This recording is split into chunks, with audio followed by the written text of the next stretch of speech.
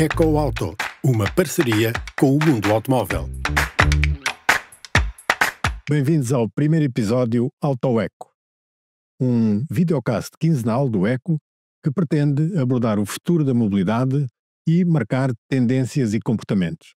Temos hoje como convidado o engenheiro Miguel Fonseca, que tem uma carreira internacional no setor automóvel invejável, uma carreira que agora passa a estar disponível para o Grupo Salvador Caetano em Portugal e sobre o qual poderemos ter vários aspectos da mobilidade aqui numa conversa que esperamos ser uma conversa muito, muito profícua.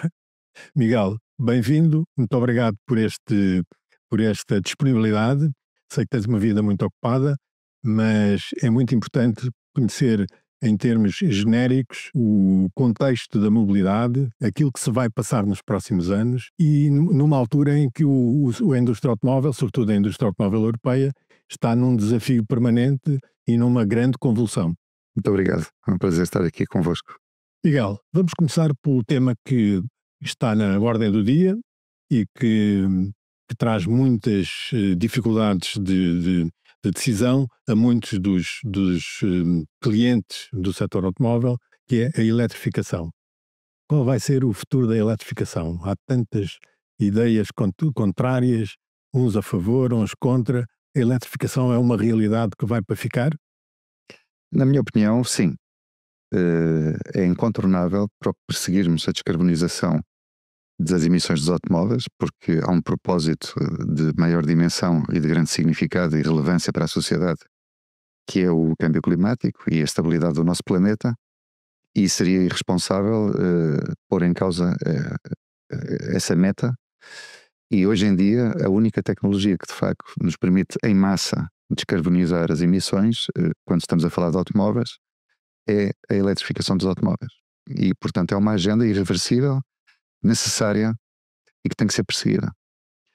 Agora a questão é se está a ser perseguida da forma correta e com todas as peças do puzzle encaixadas de uma forma sequencial e lógica como deveria acontecer. Era isso que eu ia perguntar, se a regulamentação que está por detrás desta evolução da eletrificação não está a condicionar, de certa forma, já estamos a ver que está a condicionar a indústria automóvel europeia, mas de uma forma geral alterou profundamente todos os procedimentos e todos os processos do setor. Sem dúvida. A questão aqui é o tempo disponível para que a indústria e o mercado, não, e a infraestrutura e o envolvente do carro elétrico evoluam em paralelo para permitir de facto que o carro elétrico seja um contribuinte positivo para a descarbonização. Há um déficit neste momento importante de capacidade de produção de energia renovável, há um déficit de infraestrutura que ainda não é muito visível. Eu sei que muita gente ficará escandalizada por eu fazer este comentário de que não é muito visível esse déficit de infraestrutura de carregamento de carros, mas só há 1,2% dos carros elétricos, por exemplo, em Portugal, neste momento, do parque total, só 1,2% são elétricos. E já existem algumas limitações neste momento. Ainda existem, prefiro dizer ainda, porque é um problema que se vai resolver, mas é preciso tempo, investimento, viabilidade económica nesses investimentos de infraestrutura para que esse problema se resolva. E isto tem que ser pensado em paralelo. A produção de energia elétrica renovável tem que ser resolvida na Europa como um todo, porque as fronteiras não contêm o trânsito do CO2, das emissões, e portanto temos que pensar em termos globais. Se pensarmos só na Europa, temos 23% da energia renovável disponível neste momento, de fontes eólicas, hídricas e solares, apenas 23%, o que está abaixo das metas que se tinham estabelecido há 4 anos atrás, e temos depois 46, 47% se somarmos a energia nuclear, que é produzida principalmente na França e no Reino Unido. Esse número passa a 40 e algo por cento. Ou seja, carregar um carro elétrico, em média na Europa, há uns países que estão muito mais à frente, como a Noruega e a Islândia, que produzem 100% de energia renovável. Portugal tem uma posição acima da média nesse campo, mas na média estamos nestes números. E por isso, quando carregamos os carros, não estamos de facto, temos zero emissões no tailpipe, no escape, mas se considerarmos a fonte da energia, de facto temos um déficit. Não há perspectiva ao ritmo que está a crescer neste momento a produção de energia renovável.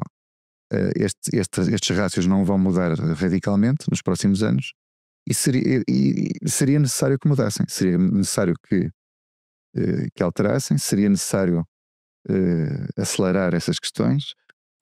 E depois está a grande questão por trás. Os carros de passageiros são responsáveis por 7% das emissões. O transporte como um todo por estrada é responsável por 12% das emissões, incluindo o transporte de pesados.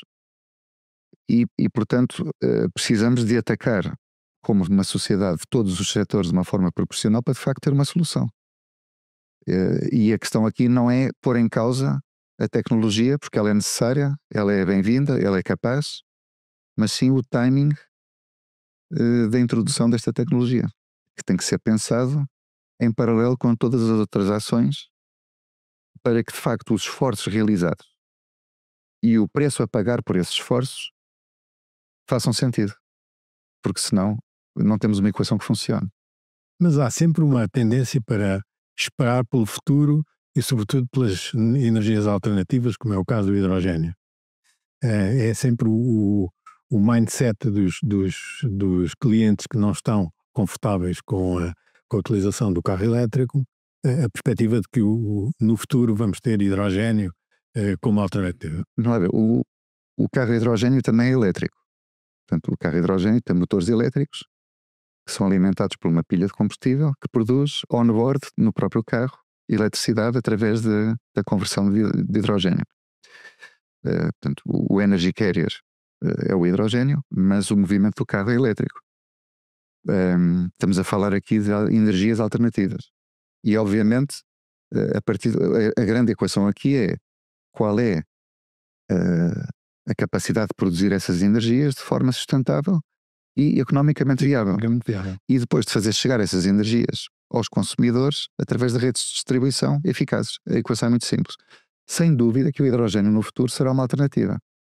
Vai ser a única solução para a mobilidade elétrica? Não. Ela vai ter que viver com a alternativa bateria, até porque as baterias estão em grande evolução tecnológica. Nos próximos 5 anos vai haver uma evolução rapidíssima da tecnologia das baterias, que já está neste momento em laboratório e em fase de pré-produção e sabemos que vai chegar. E portanto a bateria é também um energy carrier, portanto, tal como é um depósito de hidrogênio, que tem as suas vicissitudes em termos de custos, em termos de complexidade de produção, logística, reciclagem, e portanto tudo isto vai ter que se equacionar e a sociedade vai ter que tomar as decisões mais indicadas no futuro em função desses parâmetros. E sem dúvida é que elas vão coexistir. Uma não vai substituir a outra, porque as soluções vão ser melhores para determinadas aplicações e piores para outras. Inclusive, os motores de combustão interna, neste momento, continuam a ser uma ótima forma de descarbonizar se forem mais eficientes, hibridizando e eletrificando. De facto, num entorno onde não existe ainda capacidade de produção de energia renovável suficiente e onde há limitações e continuará a haver cada vez mais à medida que o parque elétrico vai crescendo, a infraestrutura vai ter dificuldade em acompanhar, e a utilização de energia nos carros elétricos neste momento ainda não é tão descarbonizada como poderá ser no futuro, e será sem dúvida no futuro. Neste momento ainda faz todo o sentido permitir que carros como plug-ins e híbridos eficientes coexistam, porque eles vão reduzir emissões e vão contribuir a resolver o problema que todos queremos resolver, que é de reduzir as emissões do planeta. Ou seja, vai haver um futuro onde várias soluções devem coexistir e na minha opinião, não deveremos forçar umas soluções em favor de outras, sendo que o objetivo é de facto descarbonizar no chamado well to wheel, from cradle to grave, desde do berço até ao jazigo, não é?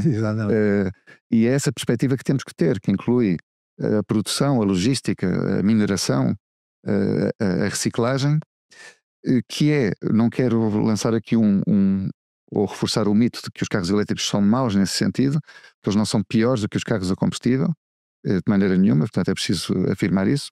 Sei que há uma informação, contra-informação aí nesse sentido, mas de facto todos os processos aplicados na produção, na reciclagem, etc., têm que ser otimizados, têm que utilizar energias renováveis, porque se estamos a utilizar energias fósseis nesses processos, então não temos uma equação favorável. Tudo tem que evoluir em paralelo. Essa evolução em paralelo, ela não tem existido. E está-se a dar ênfase a uma parte da equação que depois tem um custo social em termos industriais, da indústria, em termos de emprego, em termos de estabilidade económica, em termos até de soluções de mobilidade para pessoas com menos recursos, porque não vão poder pagar soluções mais caras de mobilidade. Essas componentes, elas têm que ser consideradas, sem prejuízo do objetivo que todos queremos perseguir, mas é preciso ajustar a linha de tempo à realidade que temos nas mãos. Miguel, tiveste mais de 20 anos na Toyota, sempre com cargos de chefia, de topo, quer em países diferenciados, Inglaterra, Espanha, etc. E, portanto, tens uma noção daquilo que é o futuro da mobilidade, o futuro da indústria automóvel, nomeadamente daquilo que vai ser possível entregar aos clientes. O que é que vai mudar com a inteligência artificial e com a condução autónoma? Bom, na minha perspectiva, eu já não falo pela Toyota, obviamente, não é? Porque já não estou na marca, mas na minha perspectiva pessoal, a grande revolução na mobilidade, nos ecossistemas de mobilidade, eles não vão acontecer sequer agora com a questão do powertrain e da energia. Esse é um fator importante, que neste momento é muito relevante pelas razões que já discutimos, mas a grande disrupção no ecossistema da mobilidade vai acontecer pela condução autónoma e pela aplicação inerente à mesma e associada à mesma de soluções de inteligência artificial. Não estamos longe dessa realidade e a transição de carros com condutor para carros autónomos, ela vai ser muito rápida, uma vez que a tecnologia esteja disponível com nível 5. Há 5 níveis da Sociedade de Engenheiros definidas para a condução autónoma. Nível 5 são carros totalmente autónomos.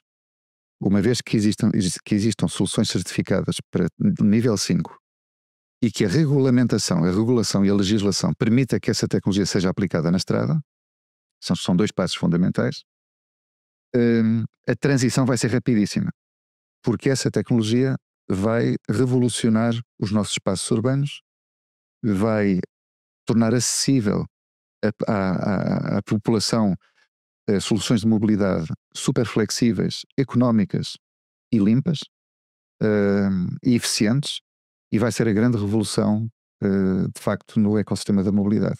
E não estamos a um século nem a 20 anos dessa solução, estamos entre 5 e 10 anos dessa realidade, na minha perspectiva.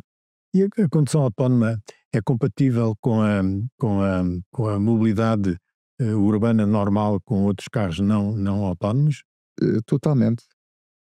Ou seja, os carros, obviamente que se os carros forem 100% autónomos e com comunicação chamado V2G, que é Vehicle to Grid, e V2V, Vehicle to Vehicle, e V2X, Vehicle to Infrastructure.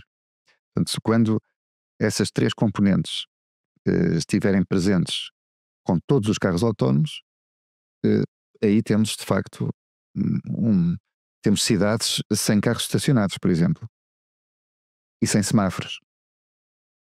Sem semáforo? Claro, o semáforo passa a ser uma coisa do passado nesse cenário. Agora, esse cenário de facto implica, e eu acho que esse cenário não vai ocorrer antes da década de 50. Esse cenário onde toda essa infraestrutura está reestabelecida, eu penso que a década de 50 é ambicioso. Mas na década de 30, que está ao virar da esquina, vamos ter carros autónomos sem toda essa integração perfeita que permite otimizar todo o ecossistema de mobilidade. E quando falamos de carros autónomos nesse cenário de 2050, não falamos de carros com a configuração como eles têm hoje, estamos a falar de outro tipo de desenhos mais orientados ao facto de não existir um condutor e de termos soluções partilhadas de transporte, em alguns casos, e que precisam de outro tipo de desenho nos veículos, não é? Veículos que vão ser utilizados em grande intensidade em termos de quilómetros por ano, ou seja, muito rentáveis porque vão ter um custo por quilómetro muito baixo pela intensidade do uso, numa perspectiva do utilizador, mas também vão chegar ao fim de vida muito rapidamente. Vamos ter que ter uma economia circular aplicada a essas soluções de transporte a funcionar em pleno para reaproveitar as matérias-primas desses veículos. Isso vai acontecer sem dúvida nesse cenário de futuro. Na próxima década, da década de 30, temos os carros de nível 5 a chegar ao mercado e esses carros podem coexistir com os carros atuais, embora com menos eficiência na sua utilização, porque têm as limitações de coexistir com carros convencionais e, portanto, soluções, sei lá, de parqueamento. Se tivermos carros autónomos apenas, eles vão poder otimizar um espaço de parqueamento porque vão respeitar rigorosamente, por exemplo, esse espaço de parqueamento. Se tivermos pessoas a conduzir carros, atravessam os carros nos lugares. Portanto, o que podiam ser três lugares é só um. E enfim, mas eles podem coexistir e perfeitamente, e em termos de evitar acidentes, por exemplo, vão ser muito mais eficientes do que os humanos. Não quer dizer que não existam eventualmente acidentes, como é outra discussão muito grande sobre o liability nessas questões, mas o índice de acidentes ele vai reduzir drasticamente com a aplicação de condução autónoma. Essa alteração vai produzir também necessariamente alterações no modelo de negócio do setor automóvel. Sem dúvida nenhuma.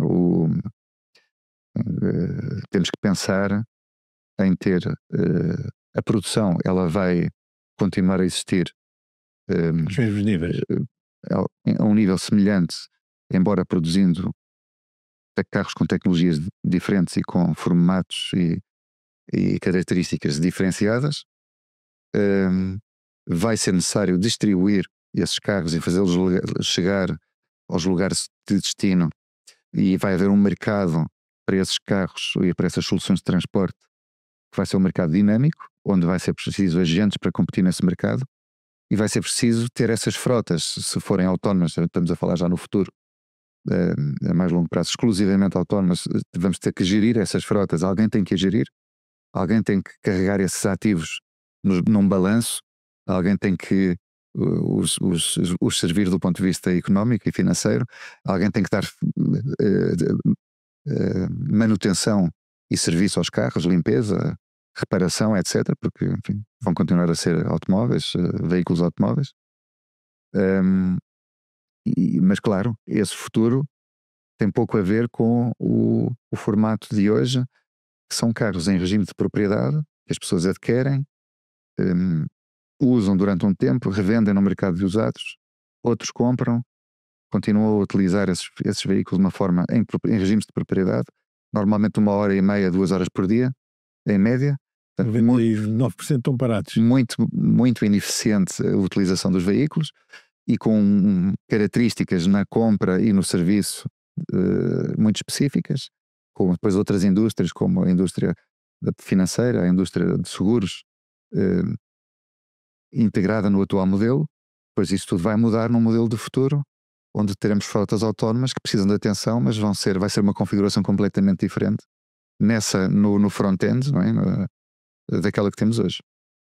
Miguel, estiveste nos últimos anos como vice-presidente da Toyota em Espanha, na Europa, e onde existia também uma particular responsabilidade numa área do ecossistema que é a mobilidade, e com empresas como a Quinto, que em Portugal não é muito conhecida, apesar de estar também no universo do Salvador Caetano, e hoje como responsável do setor da mobilidade e da transformação tecnológica do Grupo Salvador Caetano Auto, quais são as ofertas que em termos de mobilidade que prevês que no futuro as vossas empresas, a Quinto, a Choice Car, são marcas que existem no Grupo Salvador Caetano já há bastante tempo, com uma visão do futuro muito grande dentro do ecossistema, mas que pouca gente conhece,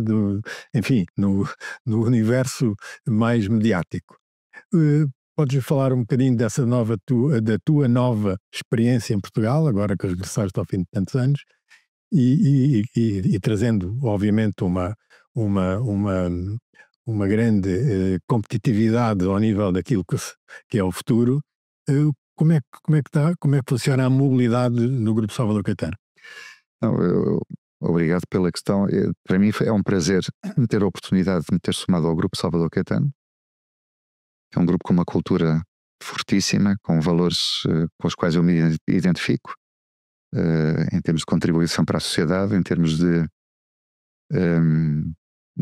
valorizar as pessoas, em particular, e de facto, nesse aspecto, é um ecossistema de empresas que foram criadas pelo grupo, fortíssimas e com capacidades únicas, eu diria, mesmo em termos europeus. E eu sou responsável pela mobilidade e transição energética, é a minha responsabilidade, dentro da Salvador Caetano Auto, não do grupo como um todo. E o propósito da minha atividade é simplesmente ajudar o grupo, a sociedade, obviamente, que é o propósito também sempre do grupo, e ajudar as empresas do grupo a adotar essas soluções de mobilidade e de transição energética que permitam perseguir a tal transformação do modelo de negócio que nós falamos anteriormente, não é? Ou seja, digamos que é um papel, para além do negócio das empresas em si, é um papel interessante porque se trata de preparar uma grande empresa portuguesa com grande capacidade ímpar, eu diria até, não por dimensão, mas por capacidade a nível europeu, na minha opinião, e ser uma peça dentro deste grupo, uma peça, no sentido da transformação que estamos a perseguir. E eu acho que, na minha opinião, é super interessante que um grupo português tenha essa visão que tem, enfim, e por isso me contratou para ajudar com o conhecimento que eu possa trazer a complementar a grande capacidade que o grupo já tinha, de facto, e é um prazer fazer parte dessa equação. Miguel, muito obrigado pela conversa. Bem-vindo ao país com novas ideias e com a possibilidade de participar no futuro da mobilidade, e esperamos que proximamente possamos voltar a conversar sobre a mobilidade quando houver temas mais interessantes e mais desafiantes para falar aqui no EcoAuto. Muito obrigado, foi um prazer. Muito obrigado por estarem neste primeiro episódio do EcoAuto, e agradecer também ao Miguel Fonseca, que nos trouxe uma visão muito profunda sobre a realidade da mobilidade nos próximos anos, no futuro, que é ao fim e ao cabo o interesse e o objetivo deste videocast quinzenal, que o Eco tem o prazer de, a partir de agora, ter disponível em todas as suas plataformas.